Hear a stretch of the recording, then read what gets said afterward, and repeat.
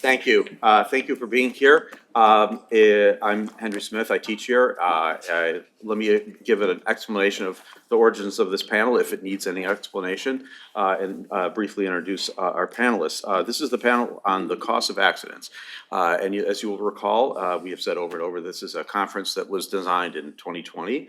Which was the 50th anniversary, well, among many things, it was the 50th anniversary of the publication of the cost of accidents. So we thought we would take this landmark event in private law to form a panel over and to explore the inside-outside theme of the conference through that lens.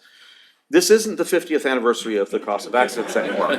But I thought in Calabresian fashion that I would designate it the 5th anniversary of the 50th anniversary. I hope you approve, Guido. That's what we're doing today. I will sort of pose a question to the panelists, but let me introduce them, although this is definitely gilding the lily in every person's case. To my left is the Honorable Guido Calabresi himself, of the U.S. Court of Appeals for the Second Circuit and Sterling Professor Emeritus at Yale Law School, and author of The Cost of Accidents. And then we have Professor Keith Hylton, William Fairfield Warren Distinguished Professor at Boston University, University Professor teaching in Law, Economics, and Business. Next, we have Professor Greg Keating, William T. DeLacy Professor of Law and Philosophy at USC Gould School of Law. And we have Professor Catherine Sharkey, Siegel Family Professor of Regulatory Law and Policy at the New York University School of Law. So I thought I would take a moment to frame the question. Everyone is free to talk about anything they wish, but with a connection to the cost of accidents.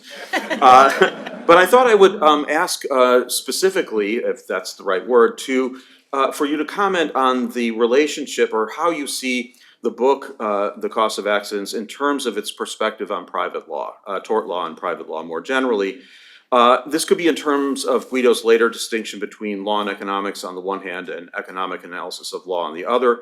Or you could also focus on what place, if any, is left for private law doctrine, its structures and concepts, in explaining or justifying private law more generally in light of the cost of accidents. So with that, I will turn the floor over to Guido, and he will get us started. Well, let me begin by saying that all law is both public and private, and it is nonsense not to think of it as both.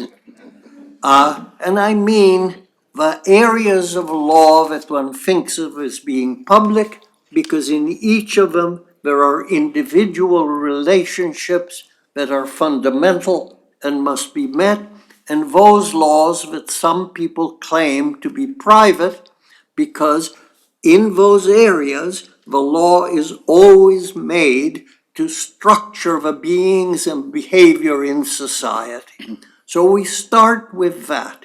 And I start with the notion that when people say that something is just private or public, what they are doing is saying not that the other area doesn't exist, but they want the name to be limited to that area and let other people talk about it differently. So if you say torts is private, then somebody has to talk about the sum of the accident costs and of their avoidance and what that does in the world. And similarly, when people say it's only public, somebody has to talk about what happens in an individual case where you have individual people before you. So that's my background, and I think you can't understand what I was doing in the cost of accidents with that in mind. In the cost of accidents, I was talking primarily about the public. I was talking primarily about the public because that had been ignored. And when I said my view is that torts is about the sum of the accident costs and of their avoidance, it was in that context. Now notice, the book was intentionally normative. It was not trying to describe the world. It was talking about what things should be, and in that context, the public is particularly there. Having said that, it is necessarily the case that in any individual case, you are dealing with a loser and a winner who expects to win or to lose in relation to what has been set up before. And that is why doctrine remains fundamentally important, whatever the structure is. Now, that doesn't mean that courts don't have something to do with the structure. I think it's a mistake when people say, and it's one of the few mistakes that Goldberg and Sikorsky have made, of saying that courts shouldn't deal with the public side. Of course they deal with the public side within the limits of what courts can do, and I'll have more to say about that tomorrow when I speak as a judge. There are things that courts can do and cannot do, which is public, but courts must also concern themselves with the fact that the people before them have certain rights that have been developed as a result of what people say. Now, having said that, and there's a lot more that could be said, the cost of accidents did this primarily from an economic point of view. I don't mean to suggest, and in my recent writings I hope I've made clear, that the economic point of view isn't the only one of doing either the public or the private. It's a very important point of view, and if you play economics or utilitarianism in the broadest sense, you can always fit everything into it, just as you can fit everything into rights if you want to. But it's awkward to do it that way, and there are things which are best described in terms of philosophy or history and all that. But we should be careful, because all too often, especially philosophers, also historians, have tended to act as if because what they have done has long been a part of law, that when they are actually doing normative structural things, they are doing just private law. And in fact, philosophy and law can be just as dangerous as economics of law. And each can be viewed as being philosophy of, economics of, or law and should be brought broadly. And we see that dramatically today in history and law, which is being abused in this way. And I would ask people particularly to be careful, though, with philosophy. And in that respect, I remember Michelman's retirement, when many good things were said, and a lot of philosophers said of him, how strange, there are things that philosophy says are right, and he who's such a good philosopher doesn't buy them because the law says they're not. He was doing law and philosophy in just the way I've been suggesting law and economics. And that is that dual thing of bringing the outside influence in at the structural level, but also at the individual case level, and doing it both ways. But I would like to see people today read The Costs of Accidents as doing, and I'd like to think you can read it that way, especially if you look to something which is not much done, at the literature between my first article in 1959 and The Cost of Accidents, which is a very interesting literature, which somehow The Cost of Accidents have, because as a book it took over, has been lost. But there's more of it intertwined then. Thank you. Thank you, Guido. Keith? Thank you. Before this panel, Guido sent an email to the rest of us saying, the title of the panel is The Costs of Accidents. Do you know what this is about? So I sent an email back to him saying, I'm sure I know less than you do about what it's about. I'm sure of that. So I will defer to what Guido says about this topic, and I'll try to keep my remarks short. I've spent a lot of time with this book. I first came across The Cost of Accidents when I was a graduate student at MIT, and I took a break from problem sets to go look at books in the library stack, and came across Guido's book. And so this is before I went to law school. I must have been, I don't know, 23 or 24 years old, and spent time, reading the book. And then I read Michael Minn's review, and I'm gonna take a guess that between Guido and then Frank, I may be number 3 in terms of spending time with the book, but I don't know about that.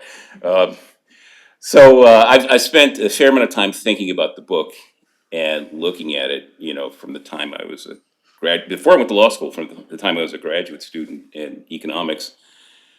I agree with Guido's comments about private law. I mean, I think that, private law is the foundation of much of our law. It's almost synonymous with common law, and almost everything you look at has that at the base of it.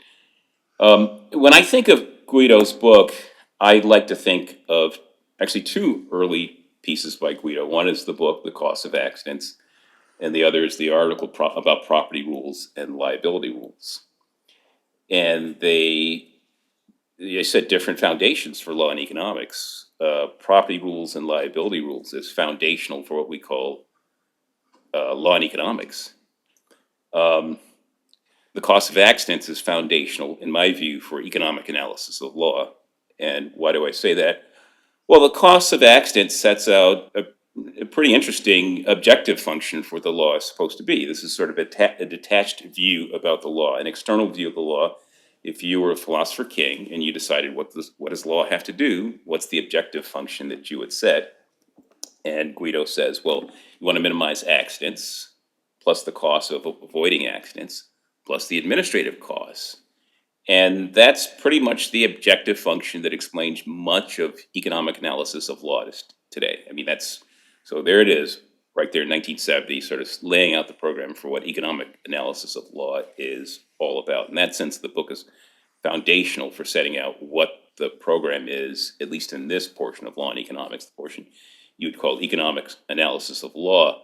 Now, the portion of the cost of accidents that I think gets us into law, into private law, you could say, would be a lot of Guido's discussions about the machinery of the law and government that an economist wouldn't have been able to provide dealing with that topic, and the machinery of the human personality, which the law reflects and the law is awfully concerned with, but you don't see much in the economics literature on those topics, at least at that time.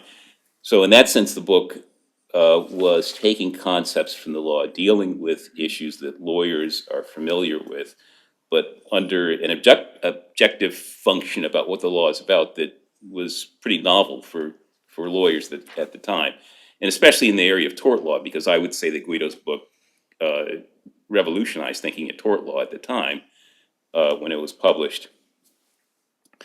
Property rules and liability rules, I've referred to that as more law and economics, sort of foundational about what's the basic structure of tort law, property law. And, you can take that paper and start with the basic model in property rules and liability rules and work your way through so much of the common law, so much of what you would call private law that there's really not a lot left that you have to do. That's different from what you get from the base of that model. So there's a lot more to say about this. I know, we have other panelists, and I said I'm going to defer to Guido. Whatever he says, I'm not going to disagree with him. So I'll stop here and let other people.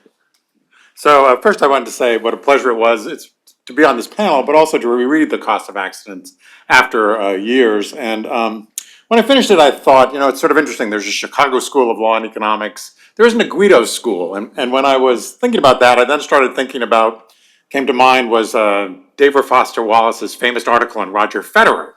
which is called Roger Federer's Religious Experience. So maybe we can talk about cost of accidents this way. But what he says that was the connection was, he thinks Federer is part of a class of athletes that's special even among the world's best athletes. And he calls them, are they mutants, are they avatars? He settles on geniuses. And he says, you can teach people to play the way Nadal plays or Djokovic plays. Only really great athletes can play that well. But you can't teach someone to play basketball the way Michael Jordan does, or soccer the way Maradona does, or tennis the way Federer does. They're inspirational and they're provocative, but they cannot be replicated. And I think what you see when you read Guido's work, and I also went back and read the book on the future of law and economics, is that it is one-off genius in this way. It's not like anybody else's, and it's among the most provocative and stimulating work, maybe the most provocative, stimulating work in torts since World War II. So it was a real pleasure to go back to it. So let me try to comment on the private law. And it's a puzzle, I think, because in some ways, the cost is extremely hard on private law. For example, bilateralism gets clobbered as having very little value, and acts, which are often thought to be the focus of private law adjudication, and the bipolar structure of tort adjudication are not viewed favorably.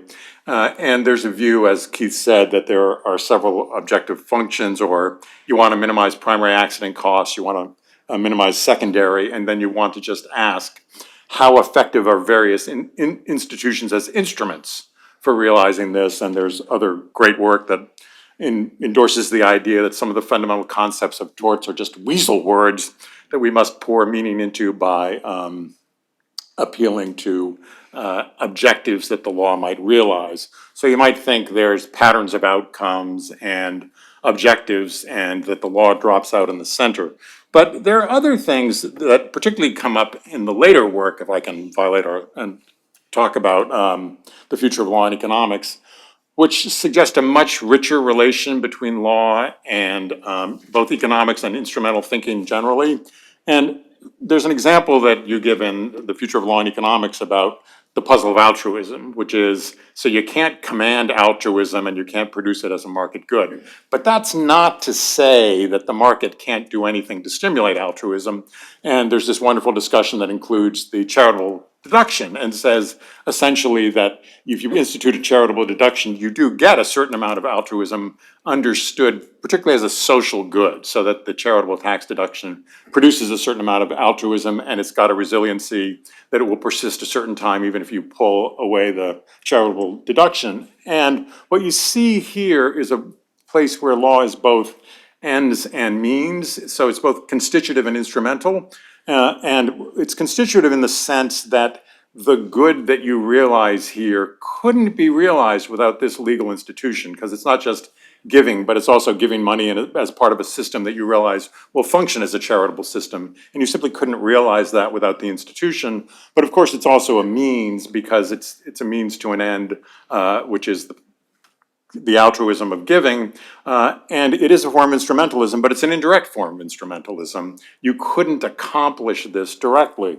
So I think that there's a contribution in Guido's work that in some ways perhaps he suppresses a little more than he should, which is a contribution to understanding an indirect relationship between economics and the law, so that the law plays a constitutive role in realizing goods that we might find desirable from an economic point of view, but which we could never produce just in a pure market, or which we couldn't produce without legal institutions that go at them indirectly.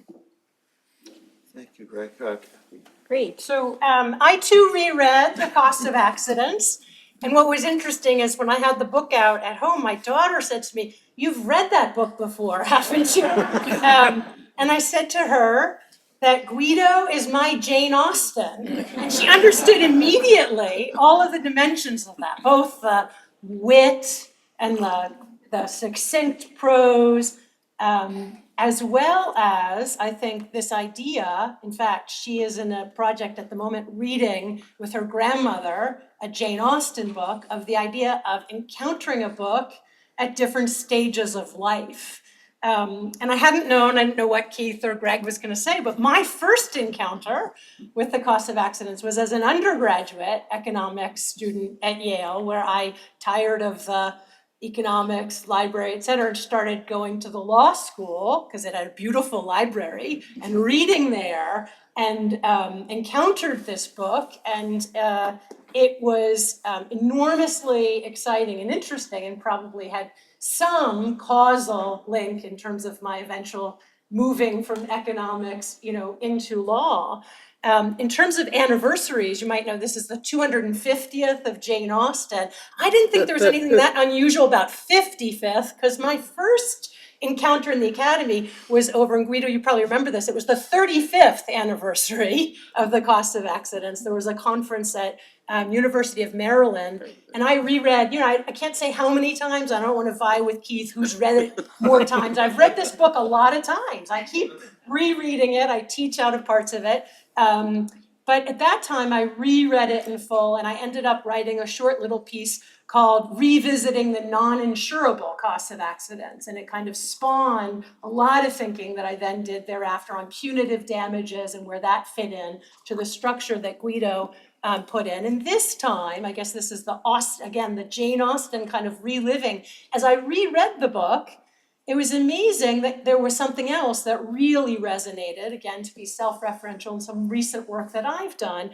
namely in some work with Ken Abraham, we've been looking at the factor of insurability of risk and the way in which insurability of risk should not only just sort of matter in theoretical terms on a kind of deterrence-based ground in tort or corrective justice base, but how it's become embedded in actual tort doctrine, namely the way in which judges or courts, when they're thinking about whether to expand or contract duties, take as a normative factor into account the insurability of risk. So with that in mind, rereading the cost of accidents, the part that I'd never focused as much on in any of my prior readings is there's a whole passage about that resonates with Guido, what you just said about this was intentionally normative. You have this part where you say, I'm not really talking about what judges are doing and tort doctrine. In fact, we're going to talk very little about that.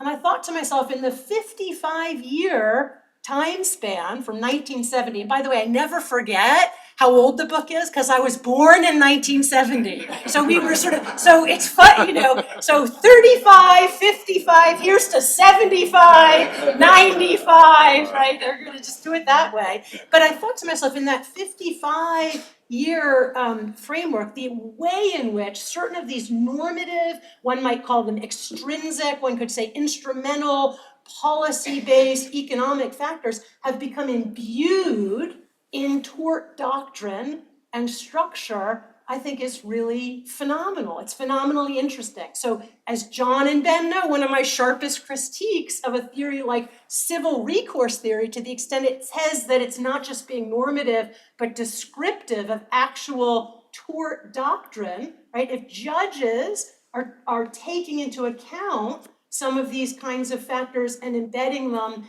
into their doctrinal evolution of tort law, I think it has to be taken account of. The interesting piece, of course, there's an endogeneity problem, right? We have these just scholars as judges who then imbue doctrine, but I think it goes even beyond that. I think it's a really interesting aspect to think about how something like the cost of accidents can become not just a kind of intentionally normative, but becomes part of the kind of positive practice of tort doctrine. Thank you. Thank you, Kathy. Well, I am not just a moderator, I'm also a panelist, so if you don't mind, Guido, before you get a chance to respond to all of us, I will give you more to respond to if you would like.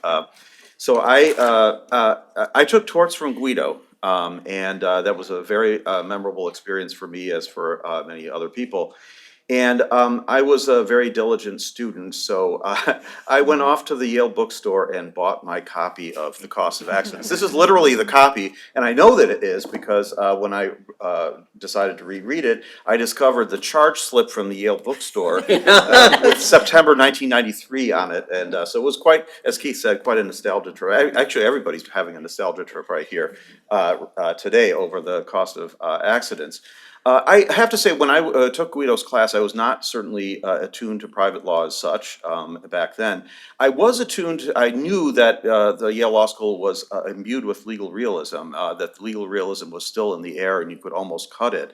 And that Guido was, in some sense, a big part of that.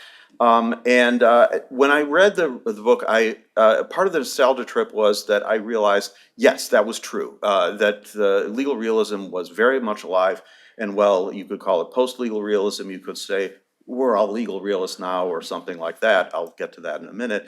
But that's true of Guido's book in a way that I appreciate more deeply now, its relationship to legal realism.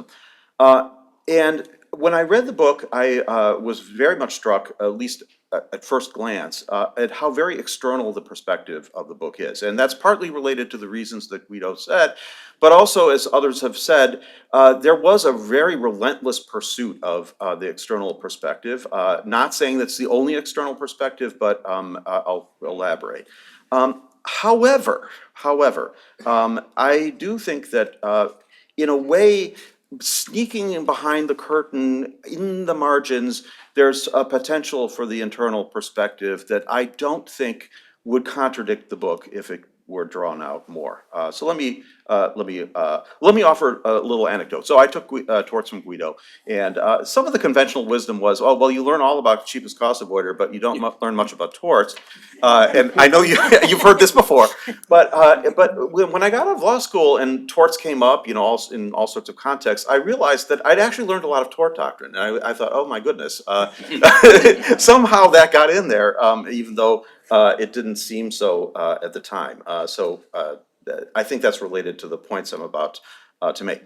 So that was my sort of my second impression from this reading was that the external perspective is sort of to the nth degree. And what are examples of that? Well, I didn't do a word search because I couldn't, but I looked in the index and I was reading it, and I didn't exactly count, but there were, I think, less than 5 mentions of the word tort in the entire book. It was fault system and so forth, but no tort. And I remember the first day of law school, we were mocking the word tort, so that made sense. There's a focus, as Greg said, on activities, and we've talked about this, activities and not actors. There's a picking apart of the goals of tort law in a very intricate way, and then asking how they matched up with purposes, how you could recombine them, but it was always what pattern of sort of legal results are we going to have? How does that match with purposes and so forth? As Greg mentioned, the deprecation of the bilateral structure of tort law is it's almost as if Guido knew that Ernie Weinribbons was coming, and he planted this little bomb there for him. So there's no inherent connection between defendant and plaintiff, and there's one page on which he says that's just not true. There's a lot of focus on statistical generalization on the one hand, and a sort of an appreciation of the humanity of people involved, and a sort of anthropological perspective on the other. But not really the idea of like, here's a person navigating the system, what are they going to think, what are they going to do, what's the law telling them? Not exactly that perspective. And then finally, a very deep connection to legal realism for all of the above reasons and many more. And yet, okay, so I'll now give some second impressions, or maybe that's third impressions. So Guido has talked about law and economics versus economic analysis of law. I'm not sure where that fits here. I think Keith has a good point that this is different from some of Guido's work, but whichever it is a very external perspective at first glance. But I think there's a direction one could take it that would make it more compatible with, if not congenial to, an internal perspective. So going back to the focus that could be re-emphasized, the individual actor and the guidance function of the law for that person.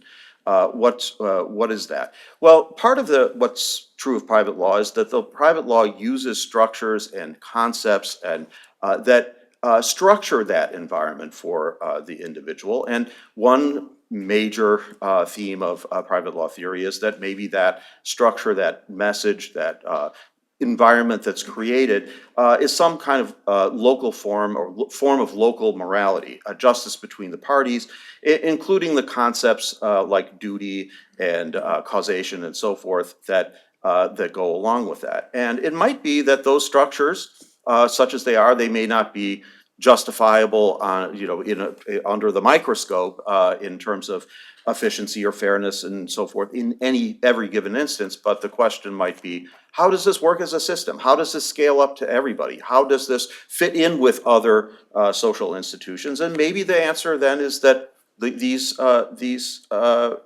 concepts are not as superstitious or arbitrary as they might look at first. Maybe we need to get beyond looking at a pattern of legal results and matching them against purposes, because these structures are mediating in a very important sense. And now I'll just, read into this what I'd like, which is, I think, time-honored tradition. But I think if you took a complexity perspective, which, by the way, when I read this book, this was long before, complexity science and systems theory and so forth became popular. There were hints of it in this book. So, for example, there's a very sophisticated discussion of second best. There's also a very sophisticated discussion of a kind of ontology of microeconomics. The whole question of what is an activity is not self-defining, and it is part of a complex social system with lots of interactions, and most of the time what we do is we just assume they don't exist. Guido didn't do that. If he was going to suppress them, he told you he was going to. Which means, I think, that if we're sensitive to those issues, maybe some of these structures of private law, the doctrines, some of the aspects that other people with a more internal perspective emphasize might serve a function. We might extend legal realism and functionalism to those structures. And so maybe we should bring back the word tort law. Maybe we should bring back the idea of duty and ask what function it serves, if it's part of a complex system that can be analyzed in those terms, so that we make realism a little more realistic. And I would say it makes Calabresian law and economics even more Calabresian. But now it's your turn. Let me just say a few things. First, it is true that legal realism was still powerful at the law school when I was a student and when I started writing. But the thing that made the law school remarkable at that time was that this was also the place where the great Harvard legal process people had come. And so the place was one where you had Gilmore and Black and Bitker interacting with Bickle and Wellington and putting them both together. And I've always thought that that was an influence on me that is in all of my writing, that and in something others that come, so that there was a great deal in the background of process that I was thinking. Second, that my view of economics in that book and in everything else was not general equilibrium economics, but what incentives work best in what particular situations. Now, that is what most of my economic writing is. If you think about it, that brings you immediately back to private law and individual situations. What is it that in this context, with these people here, under the rules that are there, is going to work best? And that's why I say, there's an awful lot of what we call private law that is in the economics that I use. Why so much discussion of activities? Well, that again is historical. You have to take a time when people were saying, many of them, the dominant people, James most of all, but all the others, that there was no point in deterring in tort law because it didn't do anything, because they were focusing only on individuals in the face of insurance.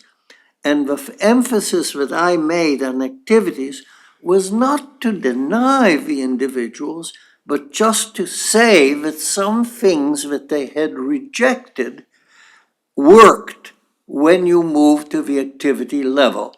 And I hope that explains the degree of emphasis on that, not to reject the other as having its role, but because this was the part that was ignored. Anybody else want to follow up? I can, go ahead, Keith. Oh, sure. So just picking up on the notion of activities, the modern law and economics literature uses that term and distinguishes activities from operation. So that, for example, the negligence rule would affect your incentives in the way you carry out an activity and the operation of an activity, whereas strict liability regulates the activity itself, or an injunction regulates the activity itself. And so this notion of focusing on activities, has continued in the law and economics literature. And you could say that, at least I've made the argument that nuisance law is largely the law of activities, the common law version of the law of activities. Realism, so realism, I think Holmes is recognized as a major starting point for realism. And when Guido comes around, I mean, by that time realism had been around, but it had also gone some silly directions as well. And when Guido comes along, he brings a certain structure to realism, which had been lacking, and allowed for some development of, I'd say, more scientific approach to realism after the publication of his book. I'll stop there. So I would add to that that I think there is this deep connection to Holmes, because one of Holmes' thrown off aphorisms is that the law of accidents comes from the world of isolated, ungeneralized wrongs, libels, slanders, and the likes, and it's now preoccupied with accidents involving businesses, railroads, et cetera. And he writes that in the Path of the Law, 1897. And I think there's an absolutely pervasive sense in the cost of accidents that accidents are a social problem and a social phenomenon. And much of that fits with other views in economics, such as, Coase, when he's doing railroads and farmers, he says, essentially, this isn't a matter of who harmed who, it's a matter of extracting as much value as you can out of two activities that interfere with one another in certain ways. But even he is focusing on something narrow, and so there's this systematic generalization of the idea of activities, and activities as the object that the tort system is supposed to put pressure on, and as the only thing that can be effectively insured against. That's very powerful in costs, and I think to this day hasn't been fully absorbed either in academic scholarship or in the law. A few thoughts. So first, I think there is a Yale School of Law and Economics. At least there was, circa late 1990s, as someone thinking about going to either Chicago or Yale, having turned to law because of this book. There seemed to be like the Yale School of Law and Economics versus Chicago. It's interesting, actually, prompted by Greg, your remark earlier, to think about, does that still stand today? I'm not sure on either side. The other thing is that I went, it'd been a while since I'd looked at this, but Posner, when he was at this 35th anniversary of the cost of accidents, had looked back to his own review of the cost of accidents, which began something like, well, torts isn't Calabresi's field, nor is it mine, something like that. And thinking about that for today made me realize, and actually this is prompted too by Keith, your comment of how few words are spent on tort in this book, is that, I think, Guido, you once told me that when you wrote this and some of your other early writings, people would say things like, this is so exciting, but it's not torts. And again, back to my point, I think today, this is a lot more, I think, in the mainstream of what torts is, not only how torts is taught, not only at Yale and Chicago, but I'd venture in many, many places. And that's kind of interesting too, how you begin with something saying this is not the field, and then it becomes the field, and what that says about the evolution of however we're going to describe what torts is and means. Would you like to take some questions from the audience? Yes, I think it'll Yeah, let's have some questions from the audience. I should say that we're being recorded, so if you don't want to be recorded, you can either not ask a question, that's not the ideal solution, or you could let us know and we'll edit it out. We The encourage- only thing about questions is I'm very hard of hearing. And when I taught torts, I would always go through the class and ask the question at the person's desk. At first, they thought I was being very nice, and only later they realized that it was because I couldn't hear. So if I don't hear you, I'll have to have one of these people translate, which is dangerous. Who do you trust? Okay. Yes, questions? If there are no questions, I'll start calling. Yes, yeah, Bet. It's great to have you here, Guido. I was at a conference a number of years ago, and you spoke about the influence of Fleming James on you. And I agree with Kathy that there is a Yale on econ, and it tends to have a more humanistic side. And I just wondered if you could say some things about whether you think the influence of Fleming James turns up in the cost of accidents. Yeah. Now, Fleming James, who was my teacher, knew no economics. He was a classicist and taught materials that had been put together by Schulman and Walton Hamilton, who was an institutional economist, contemporary of Coase, came on the Yale faculty, started teaching torts, and put these materials together with Schulman, and then went off and did antitrust and ended up being a partner with his students, Arnold, Fortas, and Porter. James knew none of this, but the material, the questions of economics were in those things. And so when I took the class, I, having had economics, kept raising these with James, who was wonderfully open, but his basic view was that there was no deterrence in torts, that it was a waste of time and money, and that basically the object was simply spreading. One wonders why Fleming James did not then say, get rid of it and do social insurance. The reason for that is historically very interesting, because he didn't trust the government. And he didn't trust the government for an odd reason, because the first Fleming James was an Episcopal minister who did the funeral for Wilkes Booth. And because of that, lost his job and was driven away from everything. And Jimmy, I just found this out recently, James never mentioned this, but he had a skepticism of government because of which he wanted to make private law be the spreading thing. Now, the influence on me was to say that is certainly a value, just as individual relationships are values, but more structural incentives and deterrence are important. And that's what, more than anything else, is what James did. I must say that he was a great, great person and took in all sorts of views that were different.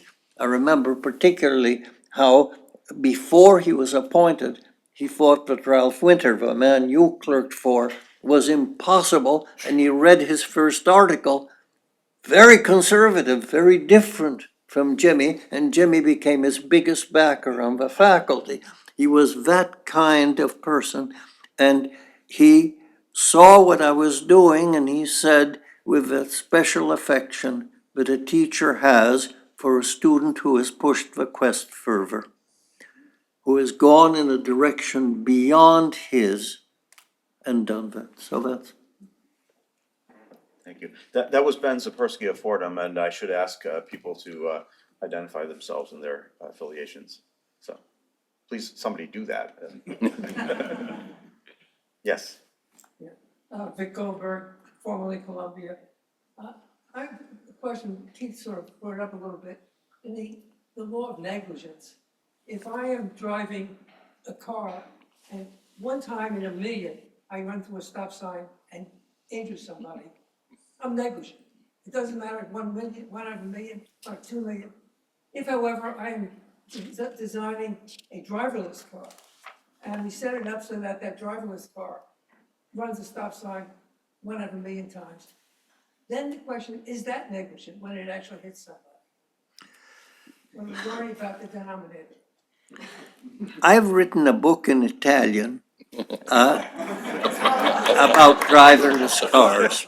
Driverless Italian cars, huh? About driverless cars, in which my co-author talked a good deal about the details, and I talked about a wonderful world in which all cars were driverless, and that the only people who continued to drive would drive in some strange places, like people who ride horses today out of the side for the fun of it and so on. And all the things that would happen that would be different. My feeling about that was that one of the great advantages of going to that world is that you wouldn't be able to have all of the individual biases that go in deciding who is negligent and who is not, because it would always be the car. And it would always be the car maker, and so on. And I thought myself, having seen as a judge the number of times that the police stop people for particular things on reasons which are different depending on race, sex, background, and so on, that it would be a wonderful thing. But that may be me at a great age hoping for the future.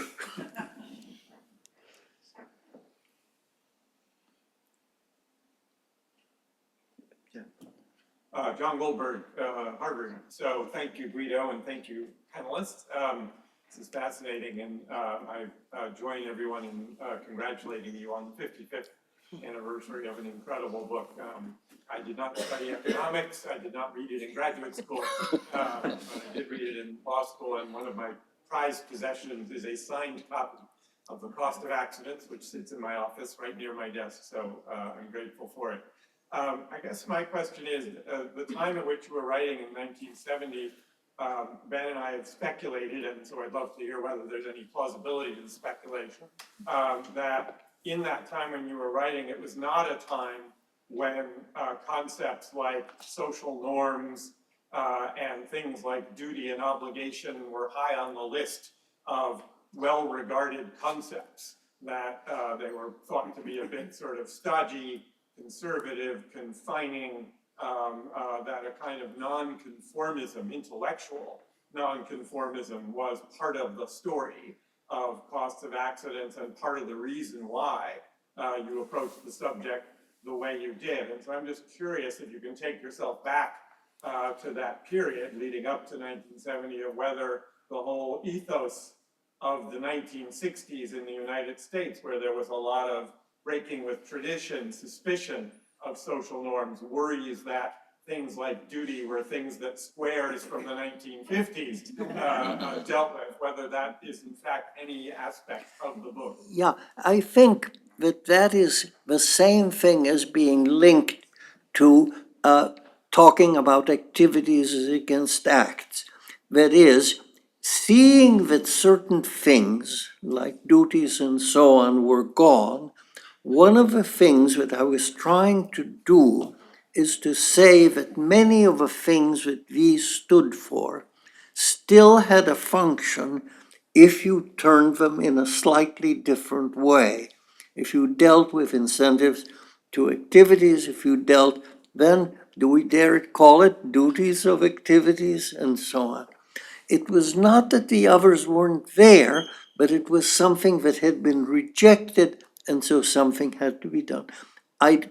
Today, if I were writing, I think I would do much more at the time of talking about how incentives at the individual level could still be the best kind of incentive, even if you're talking economics.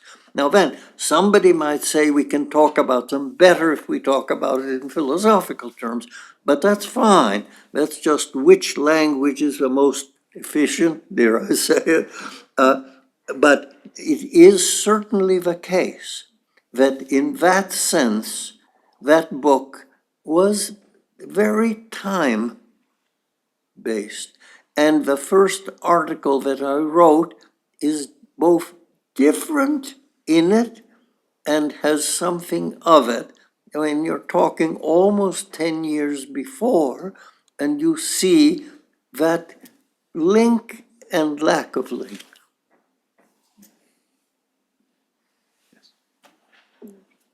Ken Oliphant from the University of Bristol. I'd also like to take us back to the intellectual climate at the time of the publication of The Cost of Accidents, because it was a time of immensely fertile legal writing, which isolated the problem of accidents as a social problem that may require new legal solutions. And around about the same time as your book came out, we also have Terence Ison's The Forensic Lottery in, I think, 1967. Patrick Attia's The Cost of Accidents in, I think, 1970. And in New Zealand, the Royal Commission, chaired by the judge Sir Owen Woodhouse, recommended the replacement of tort as a mechanism for responding to accident or injury with a no-fault compensation scheme. So it's a terrifically vibrant climate. I'm wondering to what extent were you aware of those other contributions to the debate when you were writing, and if so, how they were reflected in that work? I like to think that I had something to do with New Zealand because Palmer, who later became prime minister and whose son then became my student and is now a very distinguished judge there, came to the United States, sent by the Right Honorable Sir Owen Woodhouse to see what was going on here. And he came to Harvard and talked to Keating and O'Connell, who told him practical things to do. And then he came to New Haven and we talked theory. And he has always said that that theory was what influenced him most. Because of that, Owen Woodhouse and I became friends, though we never met. And we corresponded really literally to his dying day, and he welcomed my elderly parents when they took a trip there. I always thought that if you were going to do just the economic-y thing, New Zealand had it right and did it. And when he came as prime minister to speak to the UN, the only place other than that he came to was to my torts class. And he described New Zealand, and one of my students said, "Why can't we do this here?"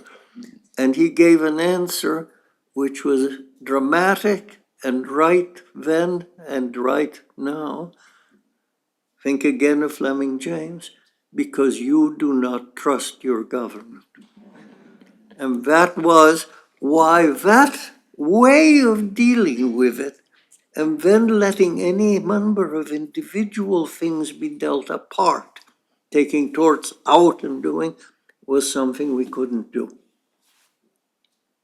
Yes. Ellen Public, Arizona State University. You've written a lot about the judge in a time of statutes and the role of the judge. And I feel like John has criticized, common law judges have sort of forgotten how to do the common law. And I know judges in my home state who feel it's not legitimate for judges to engage in common law, creativity, and so forth. And I wonder, have you seen a change in what common law judges feel is their role? And do you feel the same way in terms of what common law judges should be doing I'll- now? I'll have more to say that tomorrow in a way, but there's a difference between federal judges and state judges. And I should say that I had never thought of becoming a judge. I turned down a district court judgeship when I was 30. It was being offered to me by both a Republican and a Democrat separately because they wanted an Italian. I wanted to teach, so I said no, that was the end of it. And then, toward the end of my deanship, the governor of Connecticut, who had been a classmate of mine, Lowell Weicker, wanted me to be Chief Justice of Connecticut. And that was something that I would have wanted precisely because that would have given me, in a common law state where much law was still common law, a role to do. I said no because Connecticut had a retirement age, and so I would have been there 3 or 4 years, and I couldn't have done anything. And then Clinton made me a federal judge, where the matters are very different in what one can do in terms of common law. There's room, and I'll have something to say about that tomorrow, but I don't think you can separate completely American judges at the state level, I think, and I think Judge Stiff will tell us more about that tomorrow, I do think have still a very significant role because legislatures are so tangled. But it is a limited role, much more than in Great Britain, others, but very different from what we can do as federal judges. Okay, well, let me take this opportunity. please. Anybody who want to say anything final? Otherwise, the final thing will be to thank everyone. Okay, well, thank you, everyone. And thank you, Guido. Thank you so much.